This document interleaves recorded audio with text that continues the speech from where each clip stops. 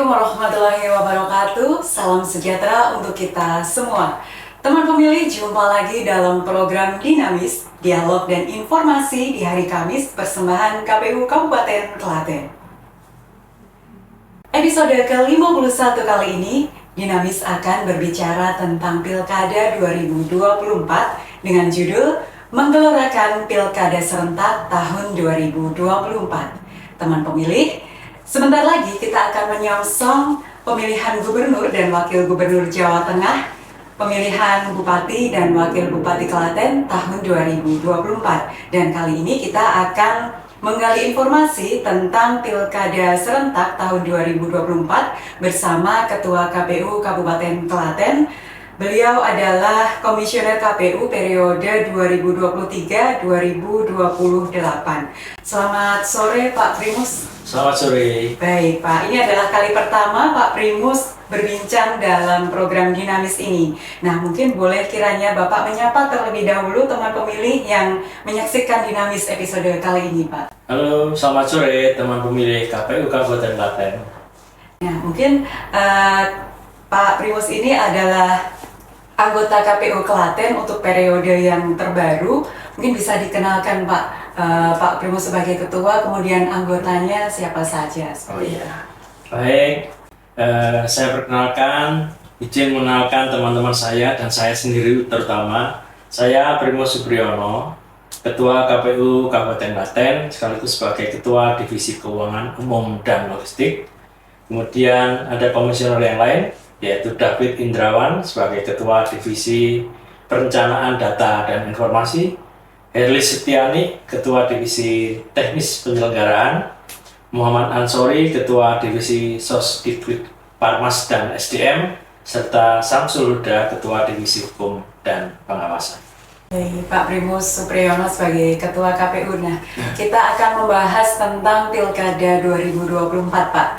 Baik Pak, pada hari Minggu tanggal 5 Mei, KPU telah meluncurkan maskot dan juga jingle pemilihan Bupati dan Wakil Bupati Klaten. Dan maskotnya bernama Si Olen, Si Padi Rojo Lele Klaten. Mungkin bisa dijelaskan Pak filosofi di balik maskot Si Olen ini Pak? Ya, Kabupaten Klaten dianugerahi kesuburan tanah yang luar biasa, termasuk melimpahnya sumber air. Nah, di tanah yang subur itu tumbuhlah padi Rojo Lele, yang merupakan varietas padi lokal dari asal Delanggu yang menjadi kebanggaan Kabupaten Klaten.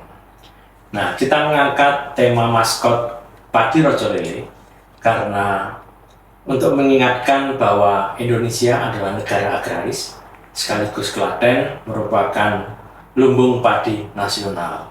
Nah, dari maskot ini kita juga ingin belajar bagaimana laku hidup masyarakat petani kita yang juga kental dengan kehidupan demokrasinya yang sangat khas, yaitu mereka mengembangkan nilai-nilai toleransi, musyawarah mufakat, dan juga gotong royong. Nah, inilah yang menjadi inspirasi kita mengangkat tema Padi Rojo Lele lengkap dengan filosofi masyarakat petani kita.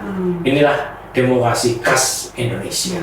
Diharapkan nanti pemilu akan berjalan sesuai dengan filosofi tersebut ya Pak? Iya, begitu. Nah, sebagaimana telah dijadwalkan bahwa Pilkada ini akan dilaksanakan serentak di 37 provinsi dan juga 508 kabupaten kota, dan termasuk di dalamnya adalah Provinsi Jawa Tengah dan juga Kabupaten Klaten ya Pak. Sejauh ini persiapan apa saja yang telah dilakukan oleh KPU Klaten? Ya, baik. Sejak bulan Januari tahun ini kita sebenarnya sudah melakukan tahapan awal, yaitu berupa perencanaan program dan anggaran, kemudian juga diikuti dengan pendaftaran pemantau pemilu, juga kemudian kita mengikuti tahapan pembentukan badan ad hoc baik BPK maupun BPS, dan saat ini kita sedang menggalakkan tahapan pemetaan TPS dan persiapan untuk pembentukan Patahwi. Baik. Jadi untuk badan ad hoc PPK itu badan ad hoc di tingkat kecamatan gitu ya. Dan untuk PPS adalah badan ad hoc di tingkat desa. Desa atau kelurahan. Ya, berarti sudah dilantik ya Pak? Iya, betul. Sudah. Ya, jadi pada tanggal 16 Mei yang lalu kita sudah melantik 130 anggota PPK, dan tanggal 26 Mei kita sudah melantik 1.203 anggota PPS seluruh Kabupaten Klaten. Bahkan kita sudah melakukan bintek 2 hari kepada seluruh anggota PPK maupun PPS. Seperti itu. Baik. Kemudian setelah dilantik dan diberikan bimbingan teknis, pekerjaan yang paling pertama dilakukan oleh Badan Ad Hoc bersama KPU ini apa, Pak? Yang pertama, kita beri mereka tugas untuk segera melakukan silaturahmi dengan semua stakeholder, baik di tingkat kecamatan maupun di tingkat kelurahan, bahwa pekerjaan KPU ini adalah pekerjaan pilkada, ini adalah pekerjaan bersama. Oleh karena itu, KPU tidak bisa bekerja sendiri. Kita harus berjejaring dengan seluruh stakeholder yang ada, baik di tingkat kecamatan maupun di tingkat kelurahan. Kemudian berikutnya, kita juga segera melakukan pemetaan terhadap TPS untuk rencana pembentukan Pantarlih. Seperti itu. Ada berapa TPS, Pak, sejauh ini yang sudah dibentuk? Kita melakukan rasionalisasi terhadap jumlah TPS kita pada pemilu yang lalu.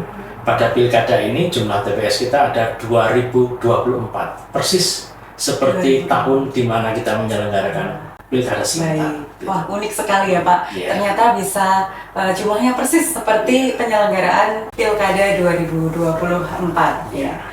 Nah, setelah kita membahas panjang lebar tentang tahapan pilkada tadi, sebenarnya kita ini mau memilih apa sih, Pak, tanggal 27 nanti? Oh iya, kita akan menyelenggarakan pilkada serentak besok, itu hari Rabu Pon, tanggal 27 November tahun 2024. Nah, besok kita memilih ada dua surat suara, yaitu satu surat suara untuk memilih gubernur dan wakil gubernur Jawa Tengah, serta surat suara yang kedua adalah untuk memilih bupati dan wakil bupati Klaten.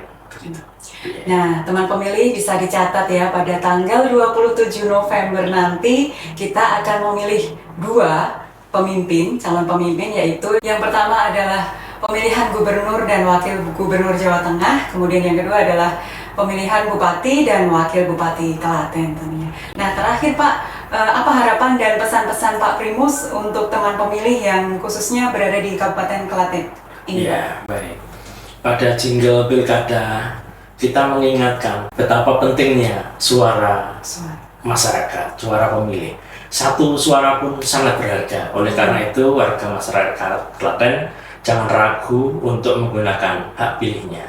Karena apa? Demokrasi sampai dengan saat ini masih kita yakini sebagai sistem pemerintahan yang paling ideal untuk mewujudkan kesejahteraan masyarakat. Bahkan KPU Kabupaten Klaten mencanangkan pelaksanaan pilkada inklusif. Artinya seluruh warga masyarakat tanpa terkecuali apapun status sosial dan kondisi fisiknya akan kita layani sebagai pemilih. Nah, baik itu penyandang disabilitas, kemudian masyarakat yang berkebutuhan khusus seperti misalnya orang tua, manula, kemudian orang sakit, kemudian orang yang fakir miskin, gelandangan, anak terlantar, itu pun semua akan kita layani sebagai pemilih, seperti halnya warga negara yang lain. Jadi tugas KPU adalah memberikan pelayanan semaksimal mungkin ya, Pak. Dan sekarang tugas dari teman pemilih adalah berpartisipasi aktif dalam pilkada nanti ya, Pak ya. Mungkin melalui mengecek apakah sudah terdaftar atau belum, seperti itu ya, Pak ya. Nanti akan ada tahapan untuk coklit ya. Nanti akan ada. Coklit nanti mulai bulan apa, Pak?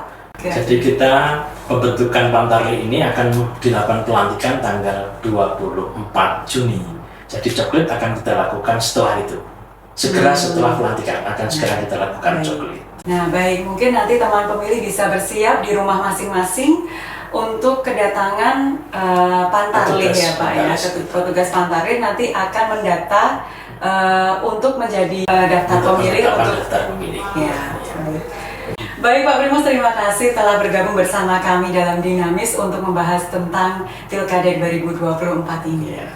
Baik teman pemilih, demikian tadi bincang-bincang kita bersama Ketua KPU Klaten Bapak Primus Supriyono. Dan jangan lupa untuk mengikuti seluruh akun media sosial KPU Klaten untuk mengetahui berita terbaru seputar kepemiluan.